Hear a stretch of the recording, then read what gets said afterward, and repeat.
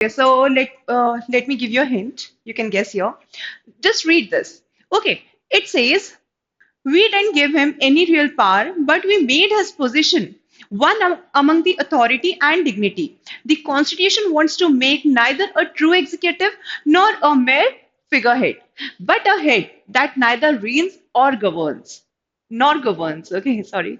It wants to make an excellent figurehead. So this was said by Jawaharlal Nehru, Pandit Jawaharlal Nehru, जो कि हमारे first prime minister भी थे. Okay, तो समझने वाली बात यह है कि ये किसके बारे में कहा जा रहा है. तो ये बात की जा रही है about the post of president. Yes, post of president की यहाँ पे बात हो रही है. नाउ इस ईयर हमारे एग्जाम के लिए ये पोस्ट ऑफ प्रेसिडेंट कितनी इंपॉर्टेंट है. तो so guys, this is very important this year because अभी होने वाले हो रहे हैं, मतलब चल रहे हैं हमारे presidential elections. Okay, so as of now when I am recording this video on 21st of this July 2022, आज के दिन में वोटिंग जो है वो कंप्लीट हो चुकी है. वोट्स काउंट हो रहे हैं एज ऑफ नाउ एंड जल्द ही हमें हमारे नेक्स्ट प्रेसिडेंट के बारे में भी नाम भी जल्दी ही पता चल जाएगा by the end of the day. Okay, चलो नाउ अब किसके बीच में बैटल है इस साल. ठीक है, तो यहाँ पे आप देख सकते हो कि Yashwant Sinha he is basically the face of the opposition here and here you can see BJP की तरफ से जो कैंडिडेट हैं वो हैं द्रौपदी मुर्मू. ठीक है, सो इन दोनों के बीच में ज्यादा चांसेस मुझे तो यही लग रहे हैं इनका पीआर देखते हुए कि द्रौपदी मुर्मू के ही जीतने के ज्यादा चांसेस हैं. और अगर ये जीतती है तो ये बन जाएंगी हमारे देश की पहली ट्राइबल मिनिस्टर. यस गाइस, हमारे देश की पहली ट्राइबल मिनिस्टर. अगर इनकी बात करें so she belongs to the Jharkhand region. Jharkhand में संथाल वाला जो रीजन है वहां पे ये बिलोंग करते हैं. बेसिकली संथाल ट्राइब जो है उसको ये बिलोंग करती हैं. ठीक है, चलो एक और फैक्ट आप लोगों को बता देती हूँ. संथल की बात निकली है क्योंकि द्रौपदी मुर्मू का नाम आएगा तो संथल रीजन की बात तो जरूर आएगी ही. सो गाइस याद रखना, संथल रीजन जो है वो it is a region in Jharkhand basically जहाँ पे संथल ट्राइब रहती है. और ये जो संथल रीजन है इनकी जो लैंग्वेज बोली जाती है वो है Santhali and Santhali is one of the scheduled language. Yes, हमारे जो 12 शेड्यूल्स हैं उसमें से जो 8 शेड्यूल है it talks about the official languages, this scheduled languages, है ना. So we all know original constitution में 14 शेड्यूल्ड लैंग्वेजेस थी. अभी अगर देखा जाए तो एट प्रेजेंट 22 रिकग्नाइज्ड लैंग्वेजेस हैं यहाँ पे एंड इन्हीं 22 में से एक है संथाली लैंग्वेज जिसे 92nd कॉन्स्टिट्यूशनल अमेंडमेंट एक्ट के तहत ऐड किया गया था in the 8th schedule. Okay, so I think this is a good to know information. चलो now let us begin with this picture. अब अगर हम बात करें तो देखो प्रेसिडेंट अभी नेक्स्ट कौन होंगे तो ये तो रिजल्ट ही बताएगा, लेकिन प्रीवियस हमारे जितने प्रेसिडेंट हैं उनके फेस आप यहाँ पे देख सकते हो. अब इनमें से कुछ जो स्टैटिक पॉइंट इंपॉर्टेंट निकल के आते हैं उनको हम डिस्कस करेंगे. ओके, कौन से स्टैटिक पॉइंट इंपॉर्टेंट निकल के आते हैं यहाँ पे. तो देखो सबसे पहली बात, हमारे जो फर्स्ट प्रेसिडेंट है इनका क्या नाम है. So the first president of India was doctor Rajendra Prasad. ठीक है, 1950 से 1962 तक इनका टेन्योर था और मतलब बेसिकली 2 टर्म्स के लिए इलेक्ट हुए थे and he is as of now he is the longest serving he was the longest serving president of India. Okay, चलो इस लाइन में अगर हम आगे बढ़े तो आपको एक नाम दिखेगा डॉक्टर जाकिर हुसैन का. ठीक है, 1967 से 1969 तक ये हमारे प्रेसिडेंट रहे. he was the third president of India and he was the first Muslim president of India. Apart from that अगर हम बात करें so he was the first president who died while in office. ठीक है, तो हुआ क्या था 1969 में ड्यू टू हार्ट अटैक जो है इनकी डेथ हो गई थी and he was the first prime president who died in office. I'm sorry if I said prime minister somewhere. Please manage. चलो थोड़ा और आगे हम बढ़ते हैं, फिर बात कर लेते हैं नीलम संजीव रेड्डी की. ठीक है, अब भाई ये भी अपने आप में ही बड़ी एक प्रोमिनेंट फिगर है क्योंकि he was the president of India and निर्विरोध जिन्हें इलेक्ट किया गया था. ठीक है, so basically without any opposition he was elected and Neelam Sanjiva Reddy 1977 से लेकर 1982 तक he was the president of India. Okay, चलो अब बात कर लेते हैं जैल सिंह जी की। ठीक है, he was the president of India from 1882 to 1887। Yes guys, अब मैं तुम लोगों को ये क्यों बता रही हूँ, ये फैक्ट कहाँ से इंपॉर्टेंट हो जाता है, तो देखो, अभी आप सब लोगों को पता है इंदिरा गांधी के ऊपर मूवी आने वाली है ना, तो इंदिरा गांधी फिगर जो है वो अपने आप में ही एक प्रोमिनेंट तो है ही, आयरन लेडी ऑफ इंडिया है वो। और क्योंकि वो अभी दोबारा से न्यूज में बनेगी, तो हमें पता होना चाहिए कि इंदिरा गांधी की जब डेथ हुई, तो उस टाइम पे हमारे प्रेसिडेंट कौन थे, जैल सिंह थे। ठीक है, ऑपरेशन ब्लू स्टार हुआ उस टाइम पे जो हमारे प्रेसिडेंट थे वो जैल सिंह थे। ठीक है, तो ही वॉज, ठीक है, तो यहाँ आप देख सकते हो है ना, इमरजेंसी के टाइम पे कौन प्रेसिडेंट रहे हैं ये भी थोड़ा सा आप देख लीजिएगा। चलो, जैसे फखरुद्दीन अली अहमद 1975 से 77 तक जो लॉन्गेस्ट इमरजेंसी चली थी, है ना, उस टाइम पे फखरुद्दीन अली अहमद जो है ये हमारे प्रेसिडेंट रहे हैं। तो कुछ ये स्टैटिक के पॉइंट्स हैं जो कि हमें पता होने चाहिए, है ना। चलो, थोड़ा और अगर हम आगे बढ़े तो एक और बहुत ही इंपॉर्टेंट नेम हमें देखने के लिए मिलता है, यस, हम सबके favourite doctor APJ Abdul Kalam. ठीक है, 2002 से 2017 7 तक ही was the president of India. And you know, he was a man of character, he was a man of values, he was a man of principles, like words शायद बहुत ज्यादा कम है express करने के लिए that how much respect we have for him, है ना। तो amazing personality. Okay, and he was the president of India from 2002 to 2007, one of the best president India has ever got, the missile man of India, APJ Abdul Kalam. इसके आगे अगर हम बढ़े तो यहाँ पे आपको देखने के लिए मिलेंगी डॉक्टर प्रतिभा पाटिल। यस, 2007 से 2012 तक she was the president of India and she was the first women president of India, ये भी याद रखिएगा। ठीक है, अभी जैसे द्रौपदी मुर्मू अगर जीत भी जाती है, उनके जीतने के बाद में she will become the second women prime minister, है ना, ये प्राइम मिनिस्टर नहीं, again I am saying president. ठीक है, तो प्लीज याद रखना, Pratibha Patil she was the first women president of India. At present अगर हम बात करें तो रामनाथ कोविंद जी जो हैं ये हैं हमारे प्रेसिडेंट ऑफ इंडिया सिंस 2017। अभी इनकी टर्म खत्म हो गई है एंड सो इलेक्शंस जो है वो करवाए गए हैं एंड अब मिलने वाले हैं हमें हमारे next president. Okay, so this is some of the starting information related to this topic. चलो, थोड़ा सा और आगे बढ़ते हैं और थोड़ा सा इंट्रोडक्शन ले लेते हैं भाई, प्रेसिडेंट के बारे में हमें कुछ तो पता होना चाहिए। सो एक एक लाइन जो मैंने यहाँ पे लिखी हुई है ना वो पूरी इंपॉर्टेंट है, तो उसको हम रीड भी करेंगे और समझेंगे भी। So India follows the parliamentary type of government and we all know parliamentary system of government जो है ये हमने कहाँ से लिया है, ये हमने बोरो किया है from the constitution of UK. Yes, in which the president is the constitutional head of the state. ठीक है, जैसे इंग्लैंड में किंग या क्वीन होते हैं ना, मतलब नॉमिनल हेड, ठीक है, कॉन्स्टिट्यूशनल हेड। सो बेसिकली हमारे यहाँ पे भी प्रेसिडेंट की वही सेम इक्वेलेंट वैल्यू है। ठीक है, so India basically here you can see that हमारे जो कॉन्स्टिट्यूशनल हेड होते हैं ये कौन होते हैं, ये होते हैं हमारे प्रेसिडेंट। ठीक है, and he is equivalent to the king of England. जैसे इंग्लैंड में किंग या क्वीन है, वैसे ही इंडिया में आपको प्रेसिडेंट देखने के लिए मिलेंगे। ठीक है, so a beautiful face to see, that is it, है ना। मतलब अगर प्रैक्टिकल ग्राउंड रियलिटी देखें तो ऑब्वियसली इनकी फंक्शनिंग बहुत ज्यादा नहीं है। ठीक है, so he is just the nominal head. Okay. Office of the President came into existence immediately after the Constitution was adopted on 26th of November 1949. Okay. तो ये एक ऐसा ऑफिस है जो कभी वेकेंट रहता ही नहीं है। Next, he is the part of the union executive. ठीक है, तो provisions for which are dealt with in Article 52 to 78. So, Union Executive, Part 5 of the Indian Constitution, Article 52 to 78 deals with the Union Executive. And इसमें भी specifically अगर हम बात करें तो Article 52 से लेके जो 62 है basically, they deal with the President. Okay. So, Part 5 including article related to the President. President is executive head of India. ठीक है, and all the executive powers of the union shall be vested in him. Okay, so president is the supreme commander of the arm forces होना चाहिए। so, जितनी भी हमारी arm forces हैं उनके जो सुप्रीम कमांडर हैं वो कौन होते हैं, वो होते हैं हमारे प्रेसिडेंट। ठीक है, सो डेफिनेटली आर्म फोर्सेस जो है Indian navy, Indian air force, Indian army, उनके अपने खुद के चीफ होते हैं, बट उनके अगर कमांडेंट की अगर हम बात करें, सो सुप्रीम कमांडर की अगर हम बात करें तो वो होते हैं दी प्रेसिडेंट ऑफ इंडिया। ठीक है, तो कोई मिनिस्टर कोई मिनिस्ट्री कुछ नहीं, सबसे ऊपर president of India. He is the first citizen of India. ठीक है, इजी, जब आप अपना काउंटिंग शुरू करोगे ना तो पहला नाम किसका आएगा? पहला नाम प्रेसिडेंट का आएगा. So yes, he is the first citizen of India and acts as the symbol of unity, integrity and the solidarity of the nation. याद रखना, is the first citizen of India. Okay. He occupies the first position under the warrant of presidents.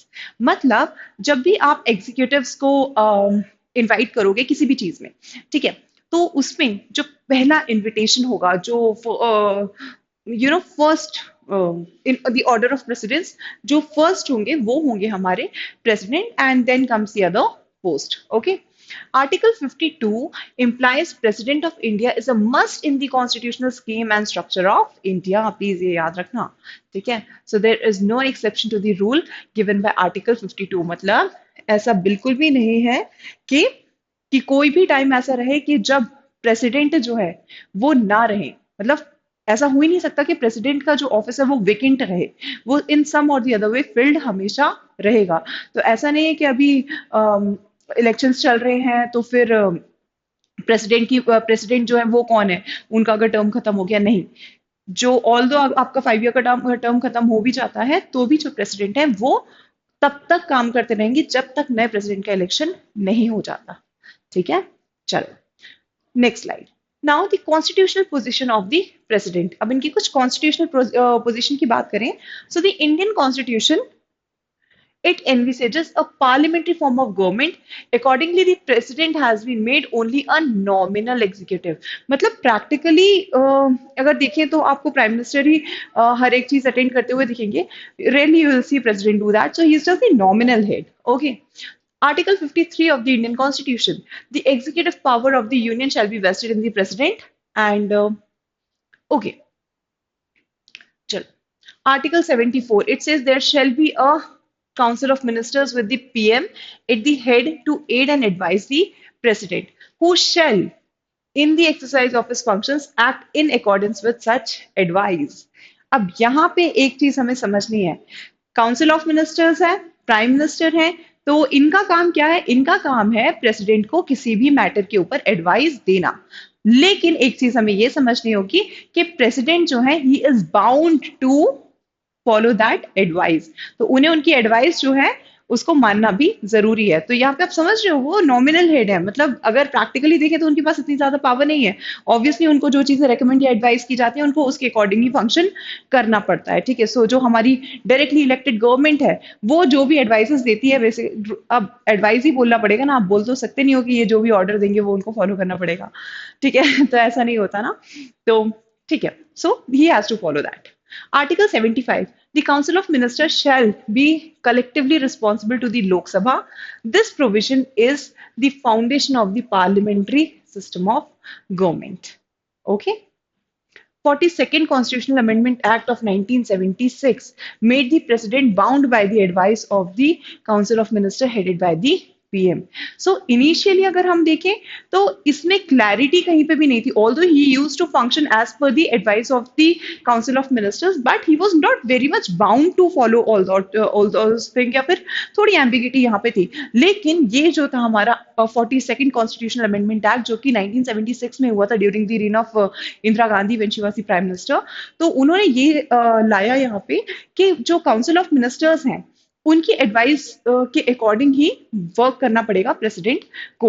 लेकिन फिर यहाँ पे हम देखते हैं इंदिरा गांधी के जाने के बाद, इमरजेंसी खत्म होने के बाद 1977 में फिर से इलेक्शन होते हैं और यहाँ पे आती है नई गवर्नमेंट और इसके जो प्राइम मिनिस्टर बनते हैं वो बनते हैं मोरारजी देसाई. और फिर ये एक और अमेंडमेंट लेके आए, 44th constitutional amendment act of 1978. ठीक है. which enabled the president to return a matter once for reconsideration to the ministers. मतलब क्या? अगर प्रेसिडेंट चाहे, ठीक है, काउंसिल ऑफ मिनिस्टर्स ने कुछ एडवाइस किया है, obviously he is bound to follow that advice as per the article this 42nd constitutional amendment act. But ये 44 कॉन्स्टिट्यूशनल अमेंडमेंट एक्ट लाके ये उन्हें थोड़ा सा लेवरेज दिया गया कि चलो ठीक है, आपको अगर कोई चीज समझ में नहीं आई है, ठीक नहीं लगी है, तो आप इसको एक बार रिटर्न कर सकते हो फॉर दी रिकंसिडरेशन. ठीक है, एक बार वापस भेज सकते हो. लेकिन वापस से अगर council of ministers as it is उसको आपको भेज सकते हैं तो फिर आपको उसको फॉलो करना ही पड़ेगा. ठीक है. तो ये चीज यहाँ पे की गई. तो article this 44 constitutional amendment act से इसमें थोड़ा सा लेवरेज जो है वो दिया गया, at least for once he can send it for the reconsideration. चलो नेक्स्ट अब आ जाते हैं इलेक्शन ऑफ द प्रेसिडेंट। ठीक है, so election of the president actually यही सबसे इंपॉर्टेंट पार्ट है अगर हम बात करें एज ऑफ नाउ। ठीक है, और ये काफी ज्यादा कह सकते हैं कि कंफ्यूजिंग भी हमारे लिए कहीं ना कहीं रहता है। चलो, the constitution states that the president of India is to be elected indirectly by an electoral college under the system of proportional representation by the means of the single transferable vote system and the secret ballot। ठीक है, तो guys यहाँ पे आप लोग याद ये रखना कि जो इलेक्शन ऑफ द प्रेसिडेंट होता है ये मेंशन किया गया है आर्टिकल 54 में बेसिकली। एंड यहाँ पे ये कहा गया है कि constitution states that the president of India is to be elected indirectly। अब indirectly क्या होता है? indirectly का मतलब ये होता है, डायरेक्ट इलेक्शंस होते हैं जब लोकसभा के इलेक्शंस होते हैं, याद करो। तो जब लोकसभा के इलेक्शंस होते हैं तब ओके यहाँ पे क्या बात कर रहे हैं हम? इनडायरेक्ट इलेक्शंस की बात कर रहे हैं। देखो लोकसभा के जब इलेक्शंस होते हैं आप डायरेक्टली वोट करने के लिए जाते हो, we the people when we go to vote. So basically वो क्या कहलाते हैं? वो डायरेक्ट इलेक्शंस कहलाते हैं। जो भी हमारे एमपी लोकसभा के एमपीज होते हैं, मतलब लोकसभा मेंबर्स होते हैं, वो डायरेक्टली हम इलेक्ट करते हैं और फिर मेजोरिटी सीट्स जिस भी पार्टी को मिलती है उसी पार्टी का जो पर्सन है वो कैंडिडेट जो है वो आपके प्राइम मिनिस्टर बनते हैं। तो ये चीज फॉलो होती है। तो ये these are the direct election. State assemblies के इलेक्शंस होते हैं तब आप क्या करते हो? डायरेक्टली उसमें वोट करने के लिए जाते हो। लेकिन राज्यसभा के इलेक्शंस में क्या आप वोट करते हो? नहीं करते हो। आपके बिहाफ पे कोई और वोट करता है। कौन करता है आपके बिहाफ पे वोट? आपने जिसको इलेक्ट किया है वो आपके बिहाफ पे किसी और को इलेक्ट करेंगे आगे। तो यही चीज होती है ना। तो this is the difference between the two. when we directly vote, when we directly cast a vote for a particular person, so that is basically the direct election, a form of direct elections। अगर हम बात करें कि indirect elections क्या होते हैं, तो citizens of India जो है ना, सिटीजन्स ऑफ इंडिया जो है वो इलेक्ट करते हैं किसको? वो इलेक्ट करते हैं अपने एमपीज को, अपने एमएलएज को। ठीक है, so basically who are they are the representatives of the people, है ना। They are the representatives of the people, है कि नहीं? ये हमारे रिप्रेजेंटेटिव्स हैं और फिर ये हमारे बिहाफ पे फर्दर आगे प्रेसिडेंट को इलेक्ट करते हैं। ठीक है, सो क्या ये is it under the ambit of the constitution? तो क्या ये कॉन्स्टिट्यूशन के अकॉर्डिंग वैलिड है? तो यस, ये बिल्कुल वैलिड है। क्यों? क्योंकि ये माना जाता है कि सिटीजन्स ने जिसको इलेक्ट किया है, सिटीजन्स ने अपने रिप्रेजेंटेटिव्स को खुद इलेक्ट किया है, ये जानते हुए कि ये जो रिप्रेजेंटेटिव्स हैं they you know basically they know the best interest of the people. ठीक है, they will do everything in the national interest. Although practically ऐसा हो या ना हो, वी डोंट ऐसा जरूरी नहीं है ना कि मैंने जिसको इलेक्ट किया है तो वही जीता हो, नहीं। बट माना ये जाता है, मान के हम ये चलते हैं कि हमने जिसको भी इलेक्ट किया है वो हमारा रिप्रेजेंटेटिव्स है, वो हमारी वॉइस है, वो जो भी करेगा हमारे अच्छे के लिए करेगा। So basically they know the best interest of the people, they know the things of the national interest and they will make the right decision further. ठीक है, सो इनडायरेक्टली क्या हो रहा है कि वो जो भी डिसीजन लेंगे वो लोगों का ही डिसीजन माना जाएगा। तो हम ऐसा एज्यूम करके चलते हैं एंड इस तरीके से हम इसको अपने लीगल एम्बिट में लेके आ जाते हैं। अच्छा, अब डायरेक्ट इलेक्शंस करवाने में क्या प्रॉब्लम है ना? तो ये चीज हमें समझनी होगी। देखो डायरेक्ट इलेक्शंस जो है वो नहीं करवाए जा सकते। अब क्या होता है कि डायरेक्टली लोग अगर किसी को इलेक्ट करते हैं तो that person assumes some power. ठीक है, तो ये चीज आप समझ सकते हो। 1848 का टाइम मैं आपको बताती हूँ। 1848 का टाइम, फ्रेंच रेवोल्यूशन का टाइम, याद करो, है ना। 1848 के टाइम की बात है। वी ऑल नो जो लुइस नेपोलियन थे। ठीक है, फ्रेंच रेवोल्यूशन नहीं, सॉरी फ्रांस की बोल रही हूँ, फ्रांस की बातें याद करो। लुइस नेपोलियन जो थे, अब हुआ क्या कि 1848 में ही ओवरथ्रू द फ्रेंच रिपब्लिक। ठीक है, ही ओवरथ्रू द फ्रेंच रिपब्लिक और इन्होंने ये कहा that I am the emperor, I am the chosen head. ठीक है, लोगों ने मुझे चूज किया हुआ है। तो क्या होता है कि जब लोग किसी को इलेक्ट करते हैं ना, तो उस पर्सन को एब्सोल्यूट पावर मिल जाती है। So this can actually lead to the system of monarchy, dictatorship आ सकती है यहाँ पे, है ना। So to avoid such monarchy system, president is elected indirectly here. ठीक है। अच्छा, दूसरी बात ये हो जाती है, एक जंगल में दो शेर नहीं रह सकते ना। तो एक तरफ प्राइम मिनिस्टर डायरेक्टली जो पीपल इलेक्ट करके लेके आए हैं, दूसरी तरफ प्रेसिडेंट। अब दोनों में लड़ाई हो जाएगी आपस में, है ना। तो ये राइवलरी जो है, इसको भी अवॉइड हमें करना है कहीं ना कहीं। तो इसके लिए भी। और तीसरी बात ये है कि ही is just the nominal head, है ना। सो डायरेक्ट इलेक्शंस की जरूरत भी महसूस नहीं हुई। तो ये कुछ ऐसे रीजंस हैं जिसकी वजह से जो इलेक्शन ऑफ द प्रेसिडेंट है वो कैसा रहता है, वो रहता है आपका इनडायरेक्ट फॉर्म में। सो क्लियर है। अब इनडायरेक्ट फॉर्म में होता है, इसका जो सिस्टम हमने अडॉप्ट करके रखा है कि किस तरीके से होगा, ये कहलाता है सिस्टम ऑफ प्रोपोर्शनेट रिप्रेजेंटेशन। मैं आगे एक्सप्लेन करूंगी ये क्या होता है, so don't worry. And voting कैसे होती है? वोटिंग होती है आपकी सीक्रेट बैलेट में, जहां पे सिंगल ट्रांसफरेबल वोट सिस्टम जो है, इसको अडॉप्ट हमने किया है। ठीक है। अब आगे हम समझेंगे, अच्छे से समझेंगे कि सिंगल ट्रांसफरेबल वोटिंग सिस्टम आखिर क्या होता है। अभी तक ये जो है वो क्लियर आप लोगों को हो चुका होगा। चलो थोड़ा सा और आगे बढ़ते हैं। अब प्रेसिडेंट के इलेक्शंस आखिर करवाता कौन है? एक चीज हमें समझनी होगी कि जितनी भी स्टेट असेंबलीज होती हैं, जितने भी लोकसभा के इलेक्शंस होते हैं, राज्यसभा के इलेक्शंस होते हैं, वाइस प्रेसिडेंट के इलेक्शंस होते हैं, प्रेसिडेंट के इलेक्शंस होते हैं, ये सारे के सारे, ये पांचों इलेक्शन कौन करवाता है? ये करवाता है हमारा election commission of India. Okay. So previous videos मेरे आप देखोगे यूट्यूब पे, तो आप लोगों को मिल जाएगा पूरा election commission of India, don't worry. तो इलेक्शन कमीशन ऑफ इंडिया जो है, it is responsible for conducting the elections of the president also here. So election commission of India जो है वो करवाता है इलेक्शंस। अब election commission of India, we all know, short में बता देती हूँ। Part 15 of the Indian constitution, article 324 to 329, they deals with the election commission of India. ठीक है। सो यहीं पे इनको जो पावर है वो दी गई है, मतलब फंक्शन जो है वो असाइन किया गया है to conduct the election for the president also. Clear. चलो, तो इलेक्शन कमीशन ऑफ इंडिया जो है ये करवाता है आपके election of the president. Now I want you all to answer in the comment section that who is the election commissioner of India as of now. ठीक है। एट प्रेजेंट हमारे election commissioner कौन है? तो अभी चेंज हुए हैं कुछ टाइम पहले ही, तो फिर आई थिंक आप लोगों को पता होना चाहिए। Okay, so just write down in the comment section. चलो, अब हम थोड़ा सा समझते हैं किसको, थोड़ा सा समझते हैं इस इलेक्शन, प्रेसिडेंट के इलेक्शंस को। नाउ प्रेसिडेंट के इलेक्शन में अगर हम वोट नहीं करते हैं, तो वोट आखिर करता कौन है? हम अगर वोट नहीं करते हैं तो वोट आखिर करता कौन है? तो प्रेसिडेंट के इलेक्शन के लिए जो इलेक्टोरल कॉलेज होता है, यहाँ पे स्पेलिंग गलत है ना, ठीक है, मैनेज करो। चलो, तो इलेक्टोरल कॉलेज जो होता है, it consist of MPs. MPs कौन होते हैं? जो भी हमारे लोकसभा के मेंबर्स हैं, जो भी हमारे राज्यसभा के मेंबर्स हैं। ठीक है, ये कहलाते हैं हमारे एमपीज। इसके अलावा एमएलएज। ठीक है, MLAs member of legislative assembly, ये बेसिकली स्टेट में विधानसभा के जो मेंबर्स हैं, है ना।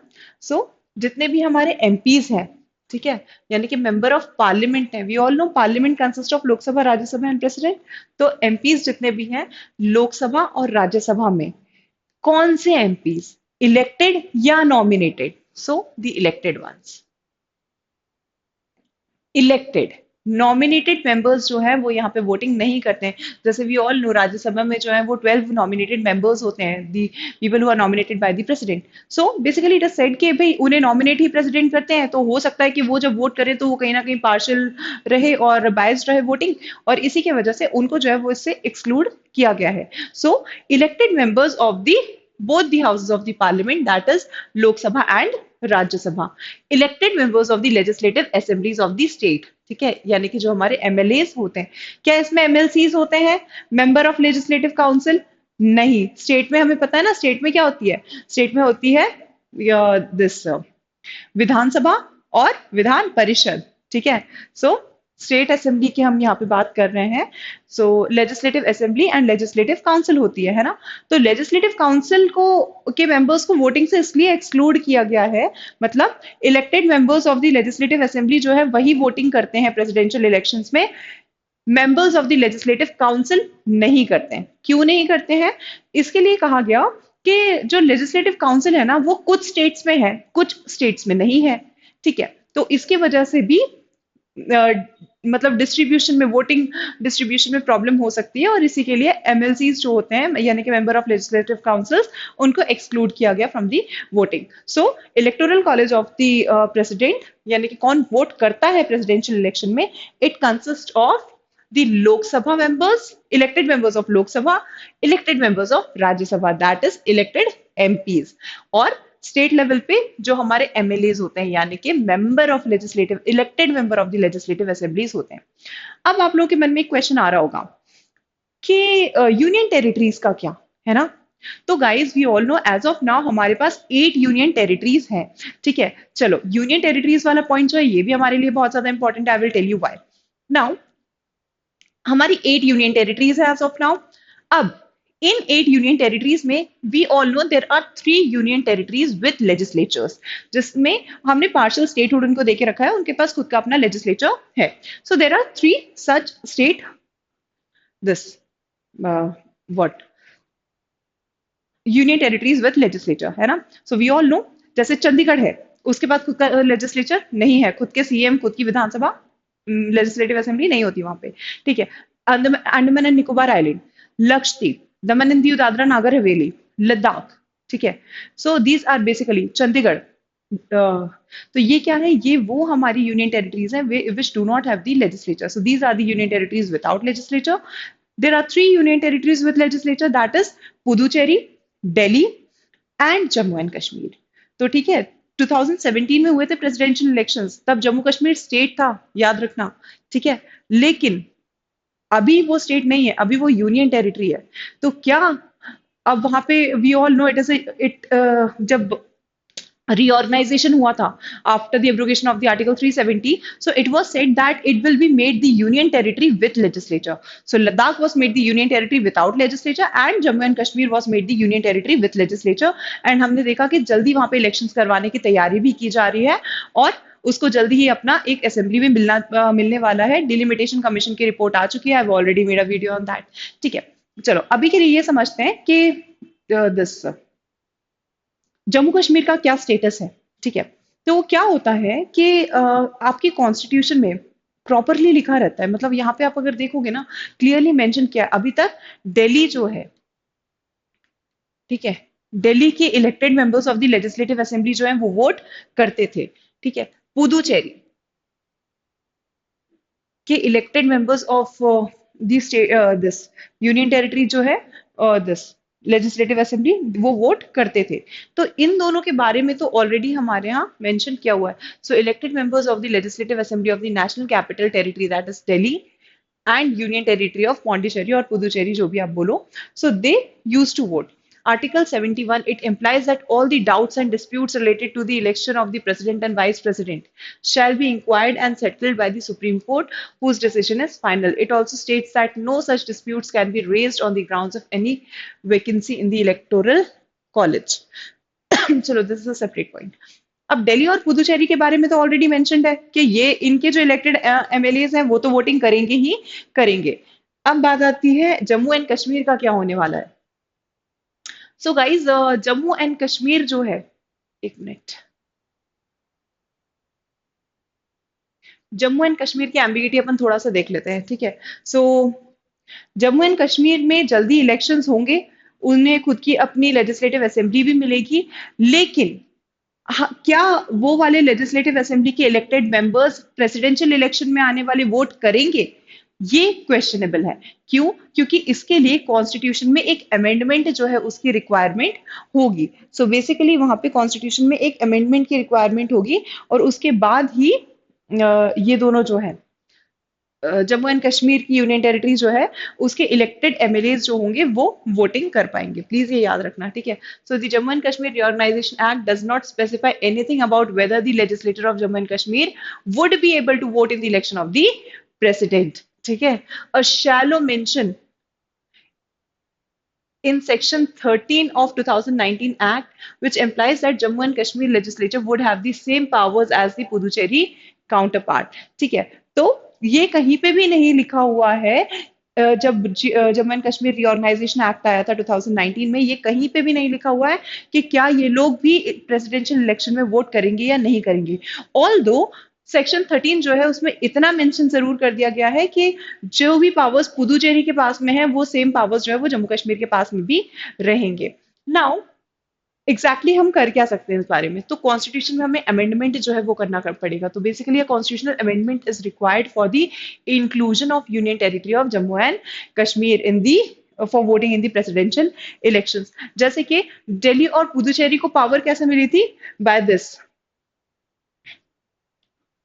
70th constitutional amendment act of 1992 से। ठीक है, तो इसके पहले नथिंग। ठीक है, 1992 के में किया गया 70th कॉन्स्टिट्यूशनल अमेंडमेंट एक्ट, और उससे ही हमने इंसर्ट किया the name of Puducherry and Delhi in the electoral college of the this president, और उसके बाद से ही ये लोग वोटिंग करने के लिए एलिजिबल हुए। तो सेम हमें जम्मू कश्मीर के साथ भी करना पड़ेगा, हमें अमेंडमेंट करना पड़ेगा कॉन्स्टिट्यूशन में, और यहाँ पे जहाँ पे इन दोनों का नाम मेंशन है ना, दिल्ली और पुदुचेरी का, वहां पे जम्मू एंड कश्मीर भी लिखना पड़ेगा। तभी जाके जम्मू एंड कश्मीर के जो आने वाली असेंबली बनेगी और उसके जो एमएलए होंगे वो फर्दर वोटिंग करने के लिए एलिजिबल होंगे। ठीक है, चलो अब थोड़ा सा हम सिंगल ट्रांसफरेबल वोटिंग सिस्टम जो है उसको समझ लेते हैं। तो यहाँ पे होता क्या है कि हर एक एमएलए या एमपी के वोट की ना वैल्यू जो है वो निकाली जाती है। हर एक एमपी या एमएलए की वोट की वैल्यू जो है वो निकाली जाती है। अब कई लोग सोच रहे होंगे क्या ये वोटिंग वैल्यू निकालना और ये सारी चीजें हमारे लिए जरूरी हैं, तो नहीं। प्रोसेस जो है वो जितना जान लो कि प्रोपोर्शनेट वोटिंग सिस्टम होता है, सिंगल ट्रांसफरेबल वोटिंग सिस्टम होता है। यहाँ पे किसी भी तरह से आपको पूरा पूरी कैलकुलेशन याद नहीं रखनी कि वो किस तरीके से हो रहा है, क्या हो रहा है, क्या नहीं हो रहा है। बस थोड़ा सा जनरल आपका नॉलेज रहे, क्योंकि ये कॉन्सेप्ट क्लास है, तो obviously I have to make it clear, है ना। तो बस आगे जाके आपके मन में ये चीजें ना आए कि कैसे होता होगा, कैसे इलेक्शन किया होगा, कैसे वोट काउंटिंग होती होगी यहाँ पे, तो उसके लिए हम थोड़ा सा इसको समझ लेते हैं।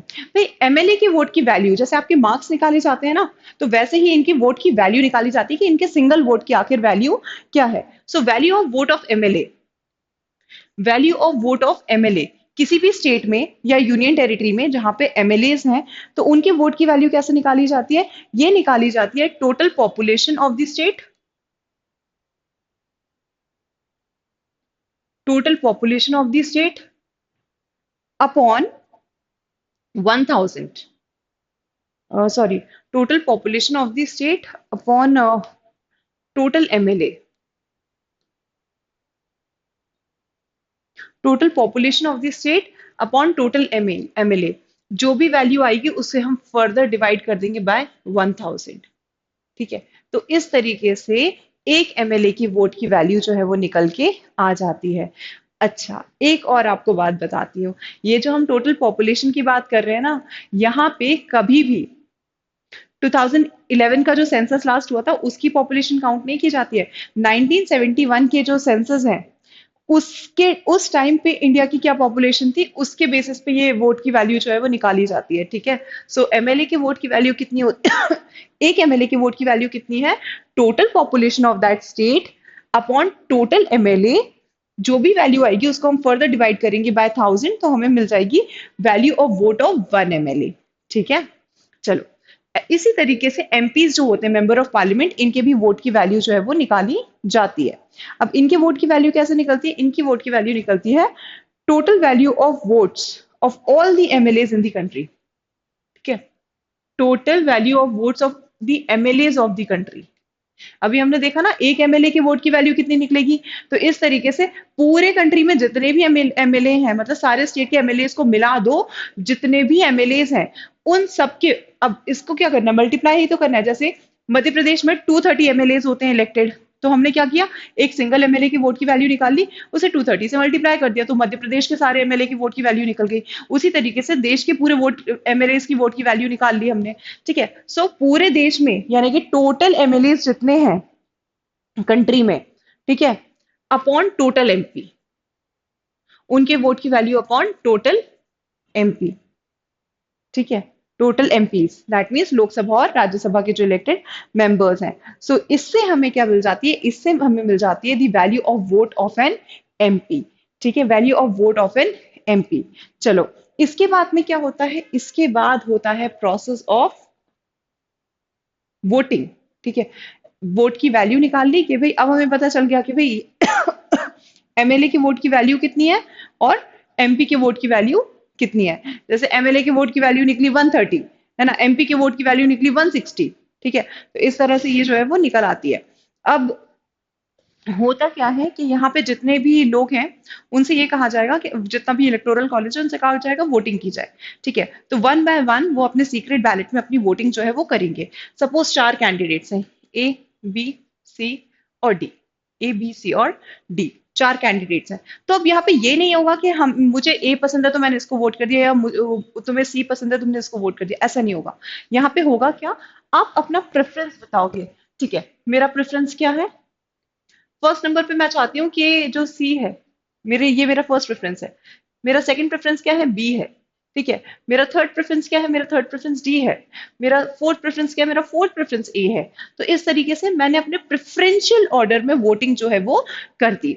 अब होगा क्या, यहाँ पे वन बाय वन एलिमिनेशन जो है वो किया जाएगा। एलिमिनेशन कैसे होता है, जैसे हमने देख लिया कि कितने एमपीज और कितने एमएलए ने सी को फर्स्ट प्रेफरेंस माना है, और उनके जो वोट की वैल्यू है उससे मल्टीप्लाई करके हमने निकाल दिया कि इनकी टोटल वैल्यू जो है वो इतनी आ रही है, इनकी मतलब नेटवर्थ जो है ना, नेटवर्थ वर्ड यूज नहीं करते, मैं बता रही हूँ टोटल वैल्यू जो है वो कितनी आ रही है।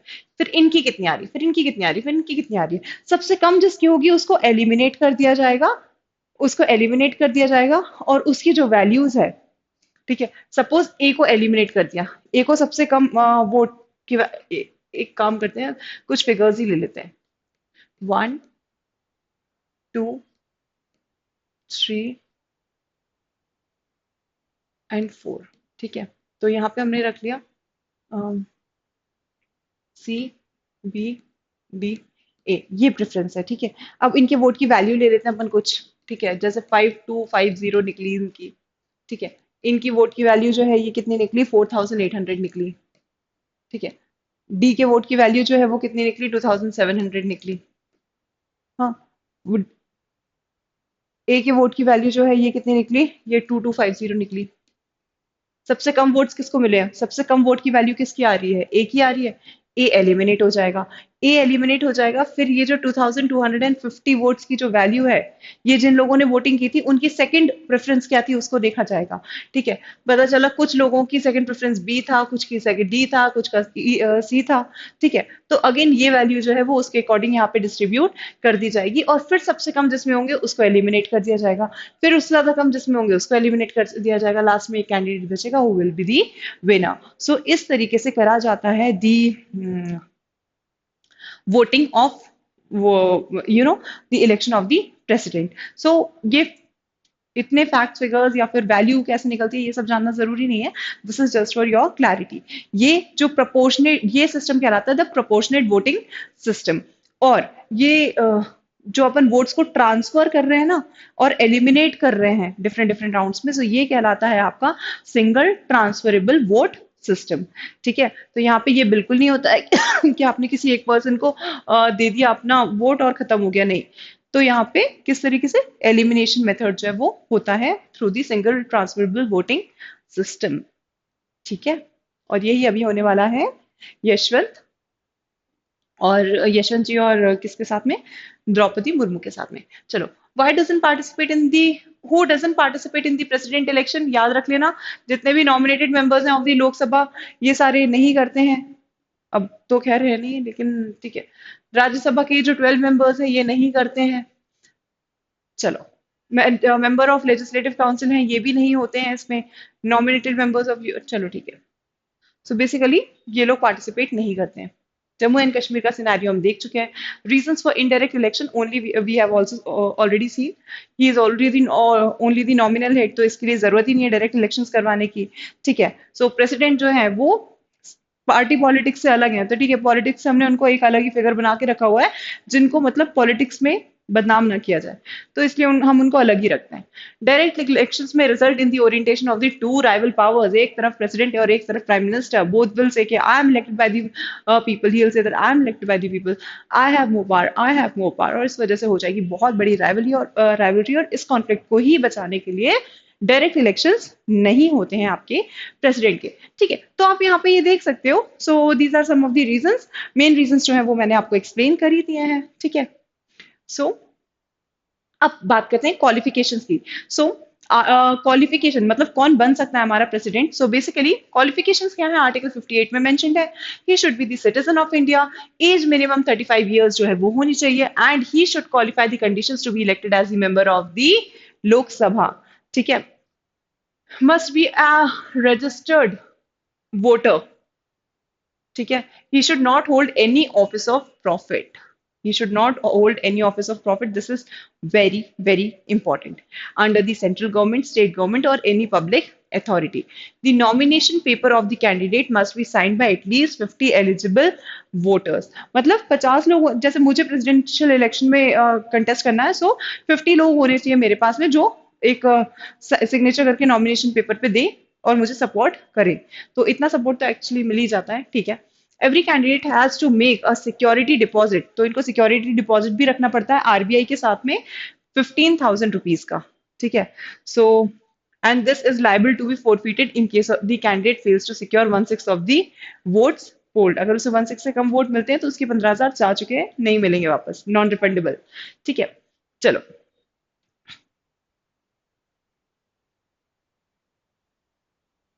ठीक है।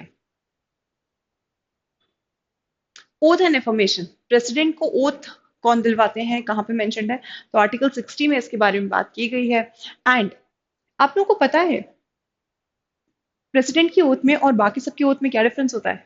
एक जनरल वे में अगर हम देखें लेमन लैंग्वेज में, सो बेसिकली बाकी सब जो है वो ओथ लेते हैं कि वो अपने पद की प्रतिष्ठा बना के रखेंगे, ठीक है, कॉन्स्टिट्यूशन को फॉलो करेंगे। ठीक है, लेकिन प्रेसिडेंट जो है ये हमेशा ओथ लेते हैं कि he will protect the constitution. ठीक है, so he will protect the constitution. So in his oath the president swears to faithfully execute the office, ठीक है, to preserve, protect and defend the constitution and the law. So this is the thing very important जो इनकी oath को बाकी सबकी oath से different बनाती है। To devote himself to the service and wellbeing of the people of India. The oath of the president is administered by the chief justice of India. ठीक है, इनको ओथ कौन दिलवाता है, chief justice of India. And अगर chief justice of India available नहीं है तो नेक्स्ट जो भी सीनियर मोस्ट जज होंगे सुप्रीम कोर्ट के वो इनको ओथ दिलवाएंगे। Now my second question to you is who is the chief justice of India as of now, write down in the comment section. Next बात कर लेते हैं conditions of the president office, article 59 में ये mention की गई है। So article 59 आखिर क्या कहता है, it says that he should not be a member of either house of the parliament or a house of the state legislature.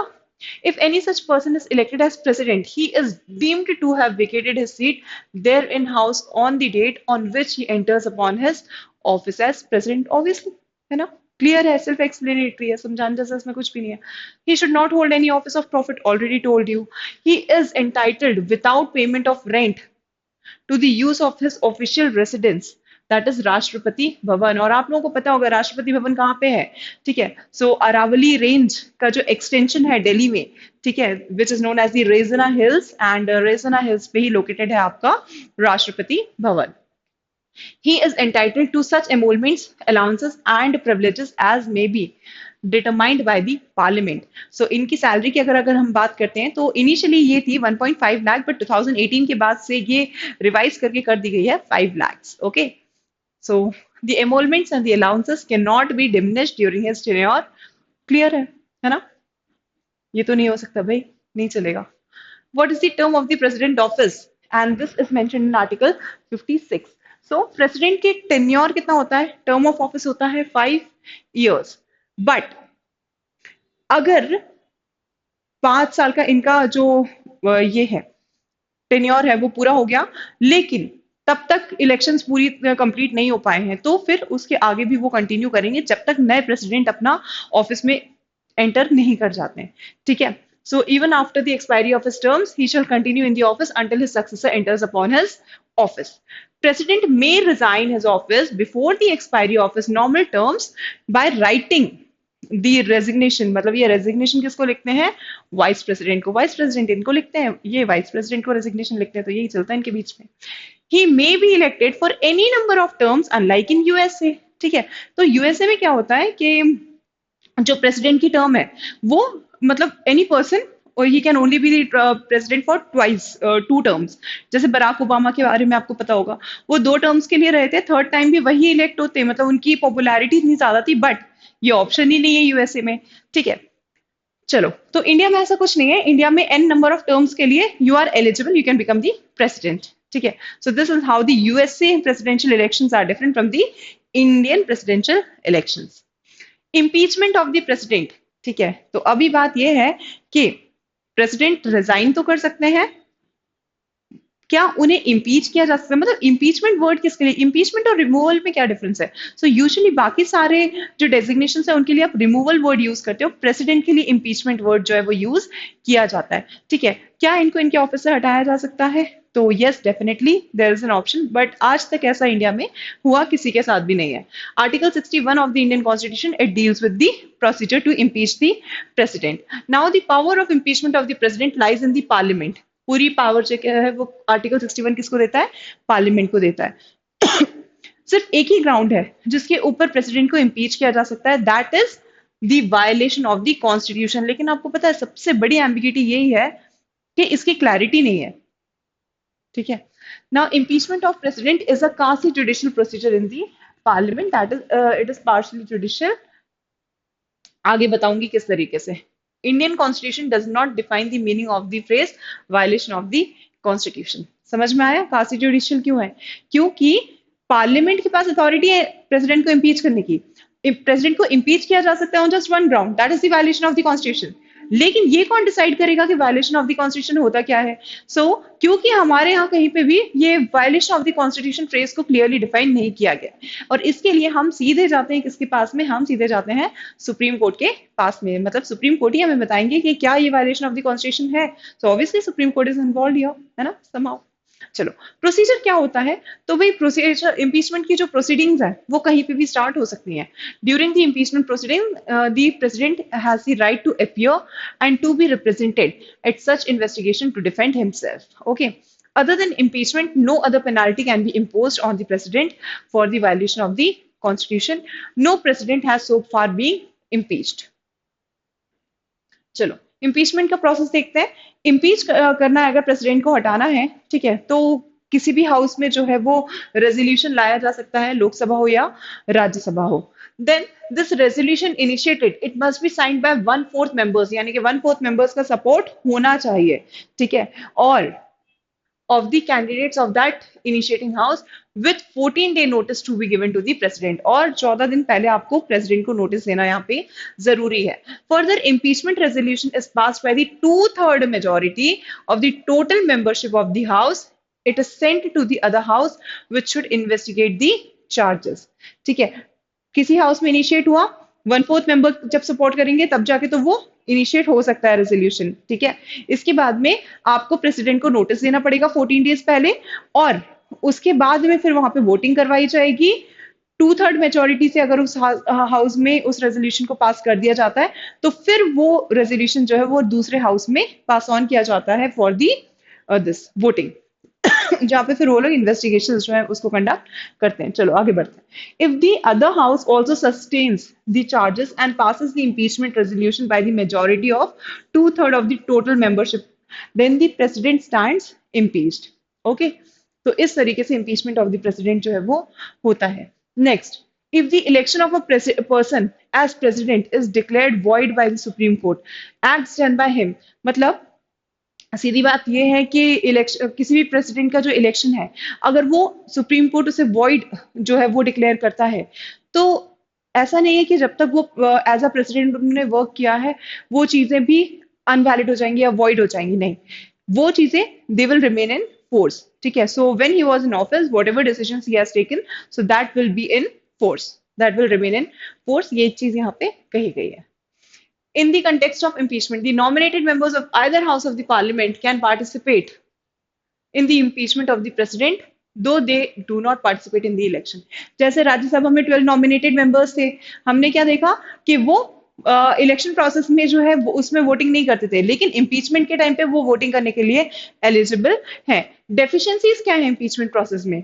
Deficiencies ये हैं कि जब भी इम्पीचमेंट होता है तो वो सिर्फ एमपीज जो है वो मिलकर डिसाइड कर लेते हैं, लोकसभा और राज्यसभा। इलेक्शन प्रोसेस में तो सारे स्टेट असेंबलीज जो है वो भी इन्वॉल्व थे, लेकिन इम्पीचमेंट प्रोसेस में वो कहीं पे भी इन्वॉल्व नहीं मिलेंगे। दूसरी चीज, violation of the constitution, this the only ground on which the president can be impeached, it is not clearly mentioned in the constitution. कहीं पे भी ये क्लैरिटी नहीं है कि वायलेशन ऑफ द कॉन्स्टिट्यूशन आखिर होता क्या है, तो ये भी अपने आप में एक बड़ी बात हो जाती है। चलो, so procedure and authority to investigate the charges against the president have not been specified, nor any definitive time period has been specified. अब ये भी बड़ी बात है कि प्रेसिडेंट के अगेंस्ट जो चार्जेस हैं उनको अगर वैलिडेट किया जाता है या इन्वेस्टिगेट किया जाता है तो ये कौन करेगा, इसकी अथॉरिटी किसके पास है, ये भी क्लियरली कहीं पे डिफाइंड नहीं है। ठीक है, so these are some of the loopholes in the system. But जो भी हमारे प्रेसिडेंट हैं, they are given certain immunities, काफी सारी प्रोटेक्शन जो है वो उनको मिली हुई है। आर्टिकल 361 क्लॉज 1 बात करता है, president is not answerable to any court when in office, but exception is that parliament can make authorize any tribunal, court or body for the investigation of charges under the article 61. So article 61 में हमने देखा था ना कि parliament जो है उसके पास impeachment की पावर है and the houses can investigate. So यहाँ पे houses जो है they have the power to form a tribunal, a court or any authority to investigate the charges against the president.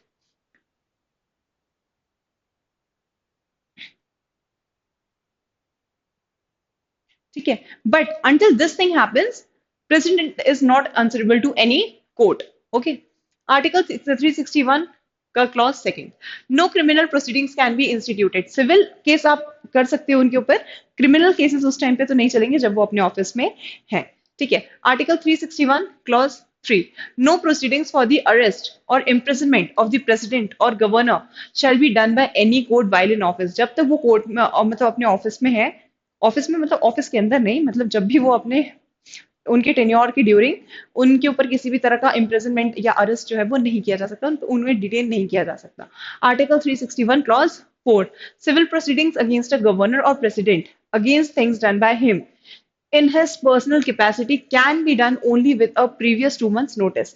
ठीक है, क्रिमिनल प्रोसीडिंग्स तो उनके अगेंस्ट हो ही नहीं सकती हैं, सिविल जो हो सकती हैं उनमें भी 2 महीने पहले आपको नोटिस देना जरूरी है। तो ये कुछ इम्यूनिटी या प्रोटेक्शन जो है वो मिली हुई है प्रेसिडेंट को under the constitution of India. ठीक है, नाउ द कंडीशनैलिटीज, इसके बारे में भी एक बार बात कर लेते हैं। So vacancy by the expiration of the term of the sitting president, election to be to fill the vacancy must be held before the expiration of the term। यानी कि इलेक्शन जो है ना वो उनकी टर्म के एक्सपायरेशन के पहले हो जाने चाहिए। ठीक है, सो या फिर दिस, चलो, vacancy by resignation, removal, death और otherwise, election to fill the vacancy should be held within the 6 months from the date of occurrence of such a vacancy। Now होता क्या है कि अगर रिजाइन कर दिया है या फिर आप देख सकते हो यहाँ पे इम्पीच कर दिया गया उनको, या फिर इन केस ऑफ डेथ। ठीक है, अब ऐसे केस में क्या किया जा सकता है, ऐसे केस में जब भी वो इवेंट होता है, ठीक है, उसके with in 6 months election commission of India को इलेक्शंस कंडक्ट करवाने यहाँ पे जरूरी है।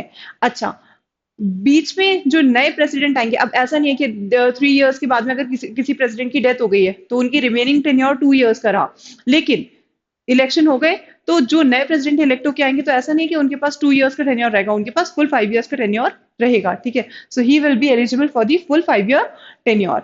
ओके, चलो, अब एक चीज ये है कि जब भी प्रेसिडेंट का ऑफिस मतलब प्रेसिडेंट अवेलेबल नहीं है या फिर कोई भी प्रॉब्लम है, सो ऐसे केस में क्या होता है, जब भी प्रेसिडेंट नहीं होते हैं तो ऐसे केस में वाइस प्रेसिडेंट जो है वो एक्टिंग प्रेसिडेंट की तरफ पे काम करते हैं। ठीक है, अगर वाइस प्रेसिडेंट भी अवेलेबल नहीं है तो क्या होगा, तो in that case the chief justice of India act as the president. ठीक है, तो वो एक्टिंग प्रेसिडेंट होते हैं। चलो, so guys, this is it about the presidential elections। एक क्वेश्चन और पूछती हूँ आप लोगों से, जल्दी से मुझे ये बताओ कि who was the first chief justice of India who you know this who was the acting president also. ठीक है, तो एक टाइम ऐसा आया था जब हमारे पास प्रेसिडेंट भी नहीं थे, हमारे जो वाइस प्रेसिडेंट है वो प्रेसिडेंशियल इलेक्शंस की तैयारी कर रहे थे अपने लिए। ठीक है, तो उनकी भी अवेलेबिलिटी नहीं थी, और चीफ जस्टिस ऑफ इंडिया जो है उनको प्रेसिडेंट के तौर पे वर्क करने का मौका मिला मिला था। So just write down in the comment section three questions I have asked you. I want all of you to answer these three questions in the comment section, that who was the first chief justice of India who got the chance to work as an acting president. Okay, चलो, अभी अगर नहीं है तो इसी topic का part two जो है वो भी आने वाला है, जिसमें हम डिस्कस करेंगे दी powers of the president. So already session जो है ऑलमोस्ट 1 आवर का हो चुका है, and I know it is very like out of your capacity, है ना। तो हम नेक्स्ट पार्ट में जो है पावर्स ऑफ द प्रेसिडेंट को डिटेल में डिस्कस करेंगे। ओके, एंड तभी मैं आपको इन तीनों क्वेश्चंस के भी आंसर बताऊंगी। So if you want to know the answer for these questions, watch the next part of this topic और दिस वीडियो। ठीक है, if you want the PDF of this session, then please join our Telegram channel. We post the PDFs on our Telegram channel. So kindly join it. And this is it. This is all for now. Soon see you in the next video. Thank you everyone. Have a nice day. Bye bye.